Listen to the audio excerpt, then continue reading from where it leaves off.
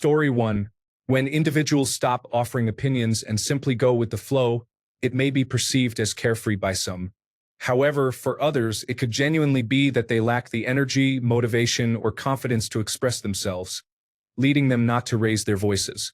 This is especially true if they were once vocal but are no longer. Story 2. Spending more money on items to fill a void, possibly acquiring a new pet, losing interest in things once enjoyed, or hyperfixating on something new to escape their current situation. They are not responding much. They appear very indifferent. Story 3. It's in the eyes. Rumination is something I've struggled with my entire life. If I'm actively in a conversation, I can liven up and seem very happy. But when I am going through a depressive episode, the moment the conversation ends, I return to the solitude and chaos of my mind. It's when I think no one is watching that I believe the depression becomes most obvious. I guess my answer is that you would have to observe someone when they believe they aren't being observed. Then you will see the sadness and grief. Story 4. Seeing or hearing from them less often, their appearance is not as nice as it used to be. If they have a house or apartment, it may not be as clean and tidy as it once was. Story 5. Being pleasant to be around, but lacking a real range of emotions. No highs or lows that they talk about. Everything is fine, which suggests they are barely hanging on. Story 6. For me, it's withdrawing. I don't even notice until a few people mention that I'm quiet or ask what's going on.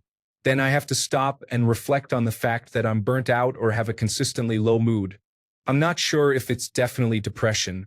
I lack a lot of self-awareness regarding my emotions, so that's usually the trigger for me to enhance my self-care and emotional well-being habits, such as meditation, therapy, cognitive behavioral therapy, journaling, exercise, and diet. Story 7. Often sleeping in class, appearing less intelligent, waking up late, feeling low on energy, struggling to comprehend concepts because most energy is spent on surviving, resulting in low grades and more. Story 8. Many people often overlook the connection between depression and neglecting self-care. A common example is failing to brush teeth or shower regularly. Individuals may vary in how they stop taking care of themselves, but neglecting personal hygiene is a frequent sign. Story 9. I pull away from people when I am depressed. I also overthink that no one wants me in their life, so I stop contacting others. If someone you know who used to message regularly stops doing so, it is important to reach out to them, as they may feel that you do not want them anymore. Story 10. If someone has seemed down or flat for a while, such as for months or years, then suddenly appears really happy and carefree, it may indicate that they have made a concrete plan to end their life. For individuals who have been suffering and just trying to get through each day, deciding to end their life can feel like a weight off their shoulders.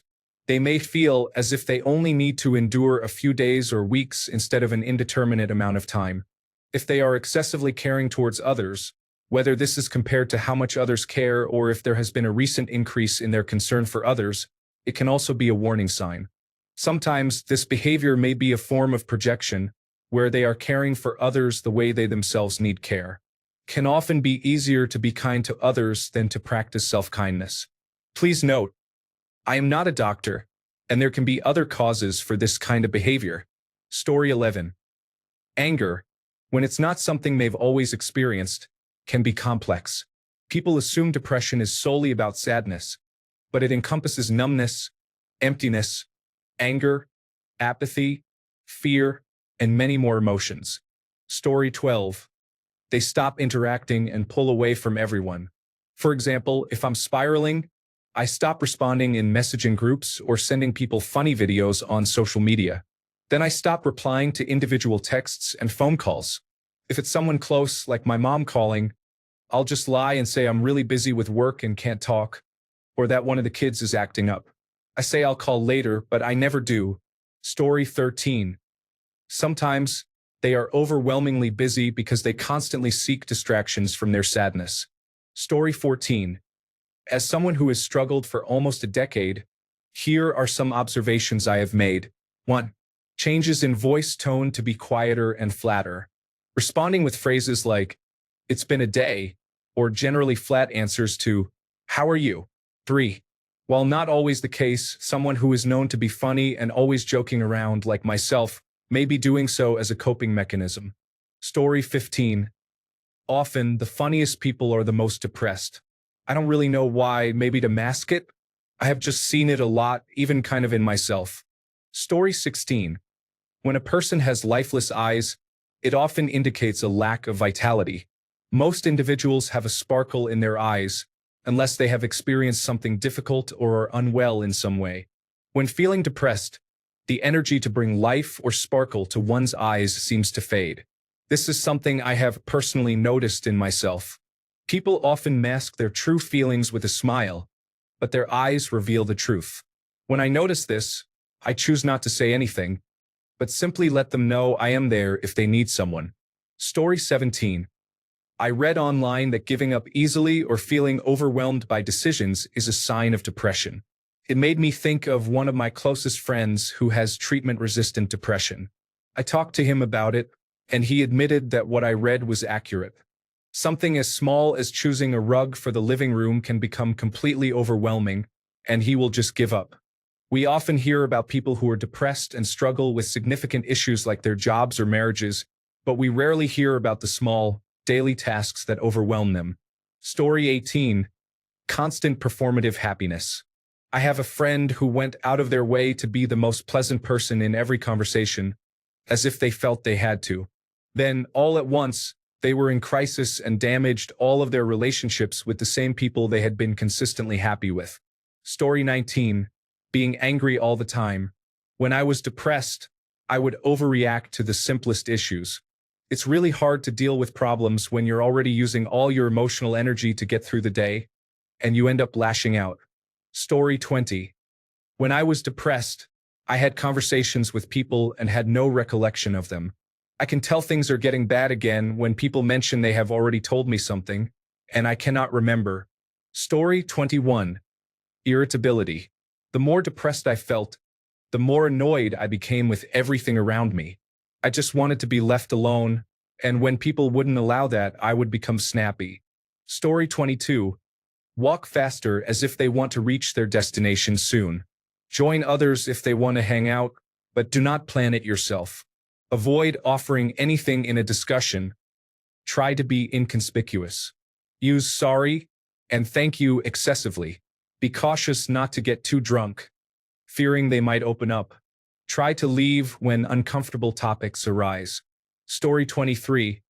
I find that people with depression often get misdiagnosed in social settings, where little things like the inability to get excited about small talk are interpreted as a lack of social skills or worse.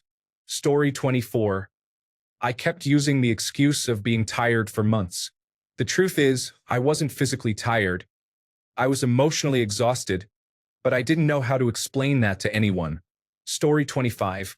When you become resigned, you may notice things loved ones do that you would previously have objected to, especially when you know those actions will adversely affect your relationship and interactions. There is no energy, only despair. It can feel as if the fight is gone because the hope is gone, not just for that relationship, but for everything and anything. Story 26. Not being as talkative as they used to be. We all go through periods where we are busier or more tired than usual, but if someone is quieter in general than they used to be, they may lack the energy or motivation to engage in conversation. Story 27. Lack of energy can manifest in many unusual ways. Even if a person doesn't seem sad at the moment, it could still be a sign. One time, I was watching a video on my computer. The mouse was next to me on the couch. I wanted to take a screenshot of a person's funny shirt, but I was unwilling to get up from the couch. So, I used the snooping tool on my computer and my phone camera to zoom in and locate the copy icon. I managed to capture the image and send it to my phone without having to get up and use the keyboard. I showed my friends and proudly shared my accomplishment. One of them recognized that this was something he would do when he was severely depressed. Story 28. A sudden desire to eat spicy food may seem non-obvious. A depressed person often finds less pleasure and excitement in the food they usually eat, but they can regain some enjoyment with spicier options. This change in taste was particularly noticeable for my wife during lockdown. Story 29. I am reading through these and have realized that my depression is actually quite obvious, but nobody other than my husband cares enough to acknowledge it. Story 30. Manic behavior can sometimes be obvious, but you may think someone is just a workaholic or a people pleaser, or that they have trouble saying no or get carried away. However, they are likely to experience a crash eventually. A sudden spike in productivity should be regarded the same as a slump. Both can be potential signs of compromised mental health. Story 31. I didn't realize I was suffering from worse depression than I understood until my friend pointed out how much I joked about harming myself. Since starting antidepressants, it has mostly stopped. Thank goodness for good friends who aren't afraid to speak up about my well-being. Story 32. A depressed person begins to spend less time with friends and acquaintances, tries to get home faster, and becomes less sociable. You can see in their mood and eyes that they are upset or very pensive. Story 33. Checking up on other people. I was the person who constantly provided check-ins and support for colleagues. They would comment on how observant and understanding I was of the pressures of the job and were openly grateful for the time I dedicated to them. Nobody ever asked about me. My breakdown and subsequent brain hemorrhage took everyone by surprise, except for my wife. It's a long time ago now. I'm retired and living the dream. Story 34. Sudden solo trips, changes in hair color or style that are very unlike them, canceling plans at the last minute, going off social media for extended periods, sudden weight loss or gain, impulsively getting a pet, never answering calls and texting a reply or excuse later, and taking frequent leave from work or calling in sick. Story 35. Rejecting help from others is often a sign of past experiences with vulnerability that have led to rejection, pain, and isolation. Story 36. Some depressed people often choose to listen to their music through headphones to escape reality. It is also common for people to constantly wear headphones. To determine if someone is depressed, try asking them about their favorite genre or album. By understanding their music preferences, you can make an assessment of their emotional state. Story 37. When someone suddenly becomes overly generous to people around them, such as paying for lunch, giving things away, and showing subtle signs of not being concerned about their finances or belongings as they used to be, it may indicate that the person has lost hope for the future. Sadly, they might feel that they won't be alive for it to matter. Story 38. Tired and uninterested in anything, even things they previously loved. No appetite, or at least no appetite for decent food. Wanting to be left alone, not wanting to participate in anything. Feeling like no one really likes or loves you, or that they only like you because you're helpful to them. Getting angry over what can seem like trivial matters. Experiencing a mix of anger and sadness. Struggling with sleep, either getting too much or not enough, and feeling numb to emotions. Things that should bring happiness don't, and things that should evoke sadness don't. Seeking solitude, looking forward to staying home, and hoping not to be invited anywhere. Believing that you will never be good enough and that your life is essentially over because you don't enjoy it. I could elaborate further. Story 39. Somehow they change the subject away from themselves whenever asked how they are doing or what is going on. They frequently find some trivial thing to make light of or shift the discussion. Story 40. Isolation, a lack of interest in previously loved activities or hobbies, and changes in eating or sleeping habits are important indicators of depression. It is noteworthy that depression does not always manifest as sadness. Story 41. The fact that you couldn't remember their name is one thing. They always seem like the most cheerful, outgoing, and friendly people. Story 42. Sarcasm in topics about not being present anymore typically reflects my honesty, although I may not want to appear sincere to others. Story 43. Always leave early. I always want to go out for some interaction with friends, but the happy mask can only stay on for so long. Story 44. Always saying that it's all good and trying not to bring problems to the table. I think all the people I have met who are diagnosed with depression couldn't see their own struggles as something they could share and rely on for help from others. Story 45. What did you do this weekend? I did nothing. Could you repeat that? I stayed in bed and did nothing all weekend. Oh, yeah. Story 46. Sometimes they just laugh and talk a lot, like putting on a mask, and they keep wanting to hang out because they need to breathe some fresh air and feel alive again. Or maybe they'll start saying things like, I have this thing, but then trail off with, you know what? Never mind. Feels like they want to open up, but something keeps holding them back. Those are the signs I've noticed from my own experience. Story 47. For me, there is an increase in self-deprecating humor with a decrease in cleverness. Basically just criticizing myself but with a smirk. If you read a transcript, you would think it sounds pretty harsh. Story 48. I engaged in numerous sexual encounters during a challenging period in my life. My number of partners increased significantly in less than a year. Story 49. Not necessarily an early warning sign, but if someone in your life has appeared depressed for a while and suddenly seems to be doing significantly better, it can indicate that they have created a plan to end their life. It may seem counterintuitive, but the person appearing to improve after formulating a plan may possess a much stronger sense of hope that their pain and suffering will soon come to an end. Story 50. They always say they are doing fine. Depression makes people good at hiding their feelings because they feel so bad. They do not want to burden others with their problems. So they often choose the path of least resistance.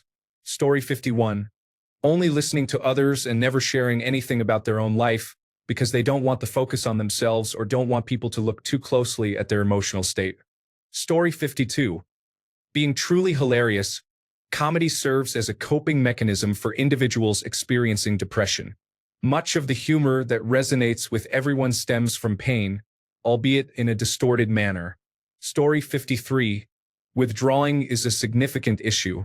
In theory, it should be obvious, but people often make incorrect assumptions about it. In my experience, people have assumed I didn't want to talk, had a problem with them, was too busy, was stuck up, or was rude. They responded to these assumptions by not reaching out and by ignoring me when I tried to connect. Story 54. I become quiet and more irritated and easily agitated. I don't have long responses to things like usual, and I find myself not caring about activities when I feel this way.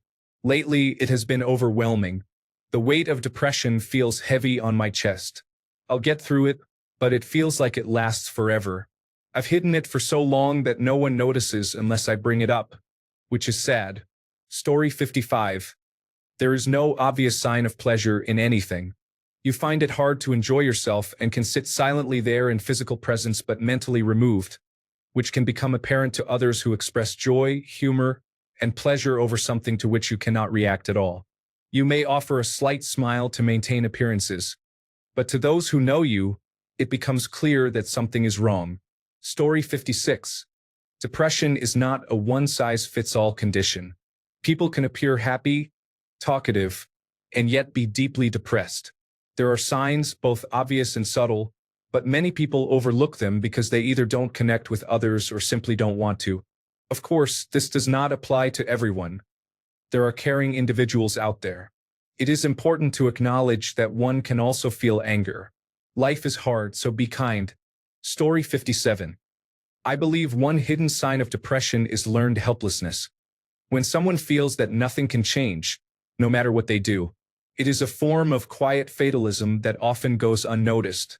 However, even when it seems endless, change is possible. Hope is what keeps movement alive, even in small steps.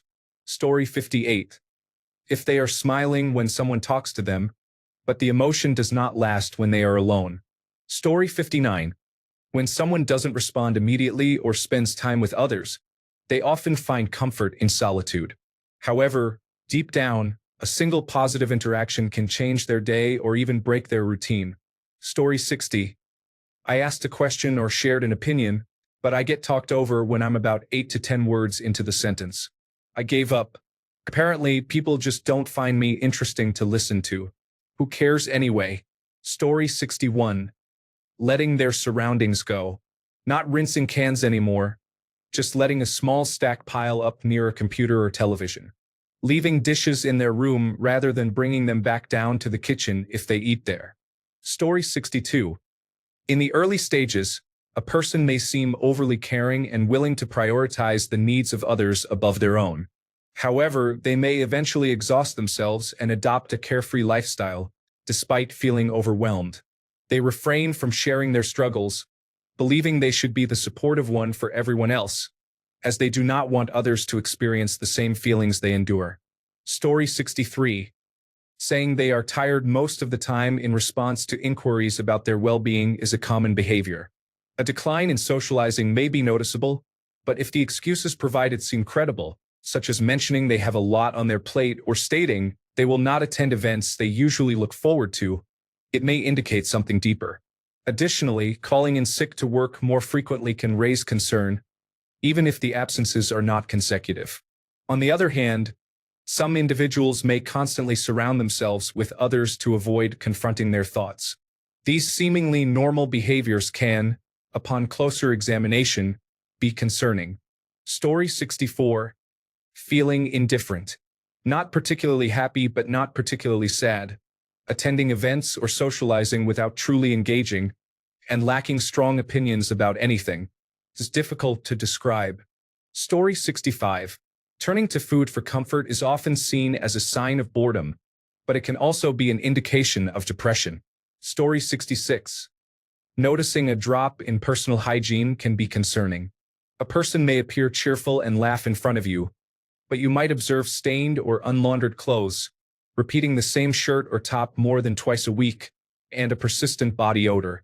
Additionally, they may neglect their appearance, such as not shaving or keeping their hair neat. It's normal for someone to have an occasional bad day regarding body odor, but a consistent decline in hygiene, particularly in someone you've known for years, is a sign of trouble. Story 67. How many unopened notifications do they have on their phone? They have hundreds of unopened text messages. Things aren't going well. Story 68. If someone often responds with no, not in the mood, after you ask them if they want to do something, or if they answer, I don't know, nothing, when you ask what is wrong, it can be a sign. Another sign is when the person is very quiet throughout the day, your conversations with them feel muted, and you notice a lack of emotion, as if the conversation feels lifeless. People struggling with depression also tend to withdraw. Depending on the severity of the depression, some might not even get out of bed and may completely isolate themselves. Story 69. When I am experiencing a depressive episode, I find myself ensuring everyone around me is okay. It is unconscious, but my mind becomes so focused on others that I forget to take care of myself. It is hard to explain, but when I notice that people are seeking me out for advice or reassurance, I always check in with myself to ensure that I am not struggling. Story 70. Not calling back or texting as much, isolating, and declining social events or plans. Sleeping for extended periods, taking long naps, and sleeping during the day. Not cleaning, with dishes piling up and garbage odors lingering. Overall, things around the home are not being taken care of. Story 71. Giving away objects to people, jumping from an emotionless state to a happy one, poor hygiene and isolation. Even though I went through all of this, it was my high school Spanish literature teacher who identified my symptoms of depression. In a school where we were supposed to see our teachers only as educators, she was the closest friend all of us had. She had the nurturing energy of a mother combined with the support of an older sister. She would ask, "How are you?" You would respond, "I'm fine," with the happiest smile in the world, and she would already know that you weren't fine. She would look at you and ask, "Are you really?" She was the best teacher ever, helping me through difficult times. In conclusion, don't try to hide from writers or readers. They'll read you like a book. Story 72. My friend mentioned selling his rental apartments and asked for help figuring out how to withdraw money from an app. I didn't think much of it and I wish I had. Story 73. When you cannot be normal, they are either really sad or really happy about certain events. Life-sabotaging decisions are made easier, speaking from experience. Story 74. Weight gain and allowing oneself to neglect personal health. I do not expect to be here 6 months from now, so why should I even bother? Story 75. Isolation, negative self-talk, and loss of interest in activities they used to enjoy. Story 76. Creo que cuando sonríen mucho, siento que algunas personas suelen sonreír de forma melancólica cuando están deprimidas. Viceversa, Si alguien es muy risueño por naturaleza y deja de sonreír tanto o su sonrisa es más apagada, eso también puede indicar una tristeza. Story 77. Hygiene. When individuals begin to wear the same clothes except for work uniforms, skip haircuts, neglect brushing their teeth, and avoid showering, something is not right. They may start thinking, who cares what I wear today?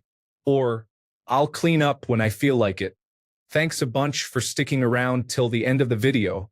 Remember to subscribe, and until next time, stay awesome and goodbye.